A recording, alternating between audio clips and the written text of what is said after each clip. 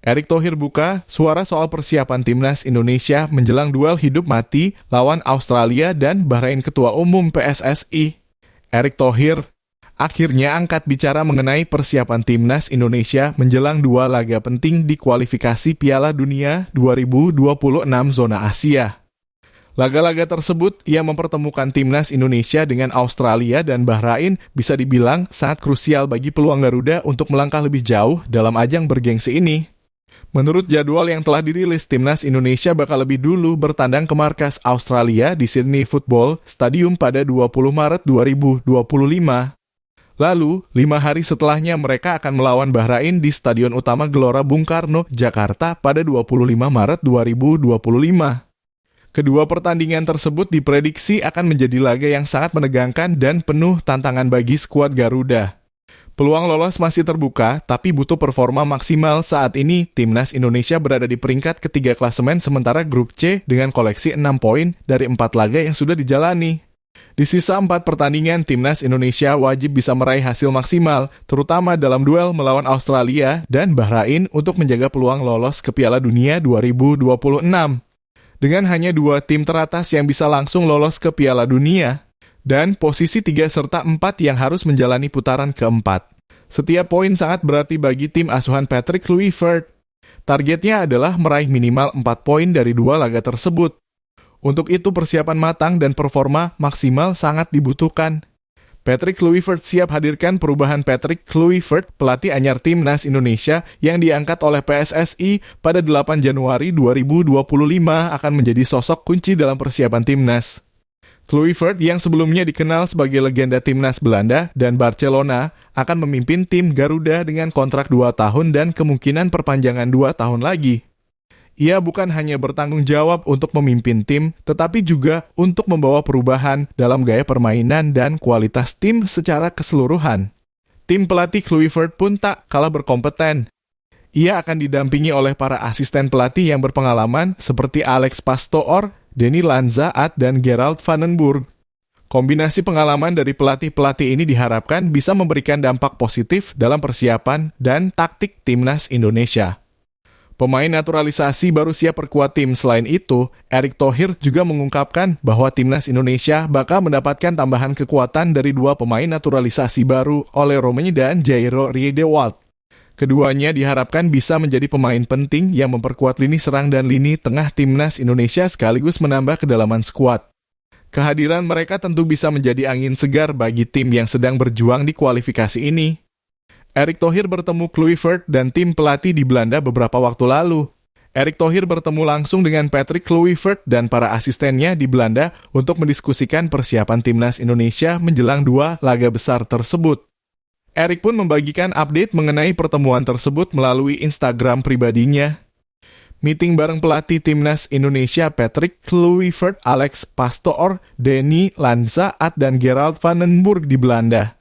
Kami membahas progres persiapan timnas Indonesia untuk menghadapi Australia dan Bahrain pada Maret mendatang, tulis Erick Thohir pada 28 Januari 2025.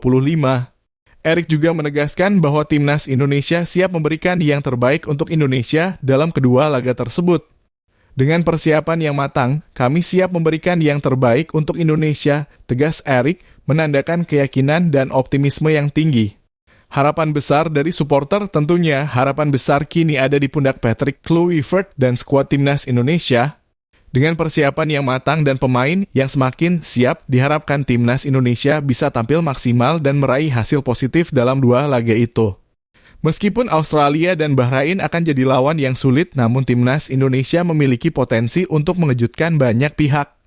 Dengan tambahan kekuatan dari pemain-pemain naturalisasi dan pengalaman pelatih sekelas Kluivert, Garuda diharapkan bisa meraih minimal 4 poin yang akan sangat penting untuk menjaga peluang lolos ke Piala Dunia 2026. Semoga saja timnas Indonesia bisa menunjukkan kualitas terbaiknya dan membuat kejutan besar. Seluruh supporter pasti menanti aksi terbaik dari skuad Garuda yang siap menantang 2 tim tangguh ini.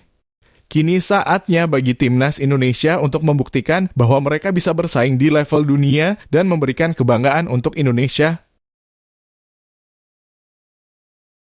Jadwal Timnas Indonesia versus Bahrain resmi dirilis. Ayo rame-rame jadi supporter di GBK. Akhirnya, jadwal pertandingan Timnas Indonesia versus Bahrain di matchday ke-8 kualifikasi Piala Dunia 2026 zona Asia yang bakal digelar di Stadion Utama Gelora Bung Karno dalam (SUGBK) sudah resmi diumumkan. FIFA baru saja mengonfirmasi kalau laga ini bakal dilaksanakan pada Selasa 25 Maret 2025 pukul 20.45 waktu Indonesia Barat. Simak terus berita ini dan jangan lupa amankan kursi supporter di GBK ya. Sebelumnya FIFA sudah mengungkapkan tanggalnya, tapi jam kick-off-nya masih misteri. Nah, hari ini akhirnya FIFA memastikan kalau pertandingan ini dimulai pukul 20.45 waktu Indonesia Barat yang tentunya memberi kabar gembira buat para pencinta sepak bola tanah air, khususnya yang beragama Islam. Kenapa? Karena pertandingan ini bakal digelar setelah waktu sholat tarawih yang biasanya selesai sekitar pukul 20.30 waktu Indonesia Barat. Jadi, kalian nggak perlu khawatir bakal kehabisan waktu untuk menunaikan ibadah sebelum nonton laga seru ini. Stadion Utama Gelora Bung Karno jadi tuan rumah pasti seru. Laga antara Timnas Indonesia dan Bahrain ini jelas jadi momen yang dinanti-nanti, apalagi dengan Stadion Utama Gelora Bung Karno yang bakal jadi tempatnya. Buat kalian yang udah sering nonton pertandingan Timnas Indonesia di stadion, pasti tahu kalau suasana di SUGBK itu nggak pernah sepi. Dan kali ini bakal semakin seru karena laga ini sangat penting buat masa depan Timnas Indonesia di kualifikasi Piala Dunia 2026. Siapa saja yang bakal dipanggil Kluivert? Tentu saja semua mata kini tertuju pada Patrick Kluivert, pelatih baru Timnas Indonesia yang bakal memantau performa pemain-pemain di Liga 1 2024 hingga 2025 mulai awal Februari 2025. Kluivert dan tim pelatihnya juga sudah mulai mengamati pemain diaspora yang mungkin akan dipanggil untuk memperkuat Timnas Indonesia. Harapannya, para pemain yang dipanggil bisa tampil maksimal dan membawa Timnas Indonesia meraih hasil positif. Karena hasil dari 2 laga di bulan Maret melawan Australia dan Bahrain akan sangat krusial untuk menjaga peluang Indonesia lolos ke Piala Dunia 2026. Kluivert pun punya target minimal 4 poin dari 2 laga tersebut, 1 poin di Australia pada 20 Maret 2025 dan kemenangan saat menjamu Bahrain di SUGBK pada 25 Maret 2025. Kenangan pertemuan pertama versus Bahrain yang belum selesai pertandingan Timnas Indonesia melawan Bahrain sebelumnya punya kenangan pahit yang masih membekas di hati para supporter. Pada pertemuan pertama di Bahrain, laga sempat diwarnai dengan kontroversi besar, terutama keputusan wasit asal Oman, Ahmed Alkaf yang membuat banyak orang geram. Wasit memberikan tambahan waktu yang lebih lama dari ketentuan awal, yang pada akhirnya dimanfaatkan oleh Bahrain untuk mencetak gol penyeimbang. Padahal jika waktu tambahan itu sesuai dengan aturan, Timnas Indonesia sudah menang 2-1 atas Bahrain. Drama itu tentu saja masih segar di ingatan banyak orang dan kini ada harapan besar agar Timnas Indonesia bisa menuntaskan dendam di laga kedua ini. Para supporter pasti menanti dengan penuh antusiasme untuk melihat apakah Timnas Indonesia bisa membalas kekalahan tersebut dan meraih kemenangan yang sangat penting. Pertanyaan besar, apakah stadion bakal penuh? Namun, ada satu pertanyaan besar yang muncul, apakah penonton akan ramai di stadion? Mengingat tanggal pertandingan yang jatuh pada H-5 Lebaran, banyak yang khawatir warga Jabodetabek sudah mulai mudik dan memilih untuk tidak datang langsung ke stadion. Selain itu, momen Lebaran juga bisa mempengaruhi kehadiran penonton karena banyak yang sudah mempersiapkan perjalanan pulang kampung. Tapi jangan salah, meski banyak yang mudik, sudah pasti bakal ada banyak supporter yang tetap memilih untuk mendukung langsung Timnas Indonesia di stadion. Mereka yang nggak bisa ke stadion tentu bisa tetap menyaksikan pertandingan seru ini lewat siaran langsung di RCTI yang bakal menyiarkan pertandingan Timnas Indonesia versus Bahrain pada pukul 20.45 waktu Indonesia Barat. Jadi, meski kalian nggak bisa langsung ke stadion, jangan khawatir, tetap bisa nonton dan mendukung Timnas dari rumah atau tempat kalian.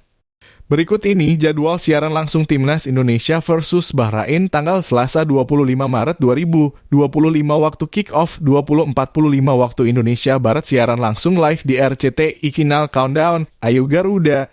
Jadi, udah siap belum buat mendukung Timnas Indonesia di laga penting ini?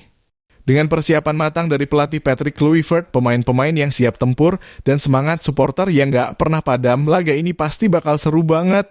Kita berharap banget timnas Indonesia bisa memberikan hasil terbaik dan membuat sejarah di kualifikasi Piala Dunia 2026. Jangan sampai ketinggalan, pastikan kalian ada di depan layar atau bahkan langsung di stadion buat memberi dukungan terbaik. Ayo Garuda! Shin Tae-yong bantah jadi Direktur Teknik Timnas Indonesia. Kemana dia setelah dipecat? Keputusan PSSI untuk memecat Shin Tae-yong dari kursi pelatih Timnas Indonesia pada awal Januari 2025 sempat bikin gempar. Meski sempat memberikan beberapa prestasi, termasuk mengantar Timnas Indonesia U23 ke final Piala AFF U20 2019 dan berkontribusi dalam kualifikasi Piala Dunia 2026. Namun evaluasi performa di beberapa laga penting akhirnya membuat PSSI mengambil langkah tersebut. Namun setelah pemecatan ini beredar kabar yang mengatakan bahwa PSSI sempat menawarkan posisi Direktur Teknik kepada Shin Tae-yong. Tapi kabar itu langsung dibantah oleh Shin Tae-yong loh.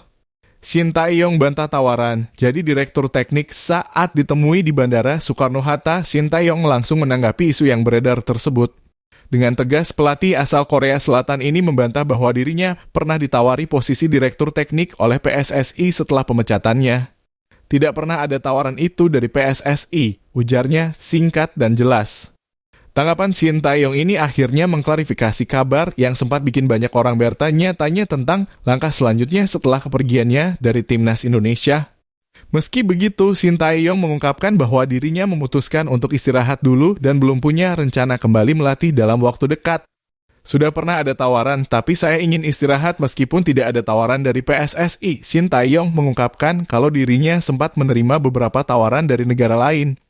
Tapi pelatih berusia 54 tahun ini memilih untuk istirahat dulu. Sudah pernah ada tawaran dari negara lain, tetapi saya ingin istirahat dulu, ujarnya. Keputusan istirahat ini tentu saja karena Shin Tae-yong sudah cukup lama berada di bawah tekanan berat baik saat memimpin timnas senior maupun timnas U-Strip 23 dan U-Strip 20. Berbagai ekspektasi yang terus membayangi membuatnya perlu waktu untuk menata ulang langkahnya. Mendoakan timnas Indonesia terus maju walaupun sudah berpisah dengan timnas Indonesia, Shin Tae-yong tetap menunjukkan rasa peduli yang besar terhadap perkembangan sepak bola Indonesia. Ia berharap timnas Indonesia bisa terus berkembang meski tanpa kehadirannya. Walaupun saya akan meninggalkan Indonesia, tetapi sepak bola Indonesia akan tetap maju ke depan. Semoga timnas Indonesia terus membaik dan saya percaya itu, kata Shin Tae-yong dengan penuh harapan. Ucapan tersebut memperlihatkan bahwa meski sudah tak lagi bersama Garuda, Shin Tae-yong masih berharap yang terbaik untuk masa depan sepak bola Indonesia. Ia ingin melihat timnas Indonesia bisa melaju lebih jauh dan meraih prestasi yang lebih tinggi di masa mendatang. Kemana Shin Tae-yong setelah dipecat? Lalu, setelah pemecatannya dari timnas Indonesia, kemana sebenarnya Shin Tae-yong melangkah? Apa yang akan dia lakukan sekarang?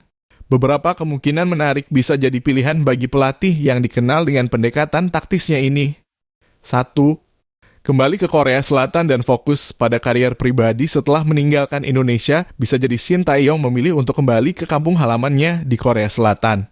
Sebagai pelatih berpengalaman yang sudah malang melintang di dunia internasional, sangat mungkin bagi Shin Tae-yong untuk kembali terlibat dalam pengembangan sepak bola di tanah kelahirannya. Entah itu bekerja sama dengan klub-klub besar Korea atau terlibat dalam proyek pengembangan sepak bola yang lebih luas, peluangnya terbuka lebar. 2. Jadi konsultan atau pembicara sepak bola, Shin Tae-yong dengan pengalaman segudang di dunia sepak bola bisa saja menjajal karier baru di bidang edukasi atau konsultasi sepak bola. Dengan keahlian dalam menganalisis permainan dan membangun strategi tim, pelatih asal Korea Selatan ini bisa jadi pembicara di berbagai seminar internasional, atau bahkan berkolaborasi dengan federasi atau klub yang membutuhkan pengalamannya dalam pengembangan tim. Tentu saja banyak pihak yang bisa mendapatkan manfaat dari pengetahuan taktis Shin Tae-yong. 3. Kembali melatih tim nasional lain. Setelah sukses melatih timnas Indonesia, mungkin Shin Tae-yong masih tertarik untuk melatih tim nasional negara lain. Apalagi dengan pengalaman internasional yang dimilikinya, Shin Tae-yong pasti bisa menarik perhatian Federasi Sepak Bola negara lain yang ingin memperbaiki kinerja tim mereka. Bisa jadi negara-negara di Asia atau bahkan negara lain yang sedang membutuhkan pelatih dengan pendekatan taktis akan meliriknya. 4. Melatih klub lagi selain di level timnas, Shin Tae-yong juga pernah melatih klub di Korea Selatan sebelum bergabung dengan timnas Indonesia. Bisa saja setelah istirahat sejenak, Shin Tae-yong kembali ke dunia klub, terutama di Asia. Dengan pengalamannya melatih di level internasional, ia berpotensi membantu klub-klub besar untuk meraih prestasi lebih baik di kompetisi domestik maupun internasional. 5. Fokus pada keluarga dan waktu pribadi. Setelah bertahun-tahun berkarier di dunia sepak bola, Shin Tae-yong mungkin juga merasa butuh waktu untuk diri sendiri dan keluarga. Waktu yang telah banyak dihabiskan di lapangan mungkin membuatnya ingin menikmati momen-momen bersama orang-orang terdekatnya. Mengingat betapa intensnya tekanan yang ia alami selama ini, waktu untuk keluarga dan kehidupan pribadi tentu akan sangat berarti bagi Shin Tae-yong.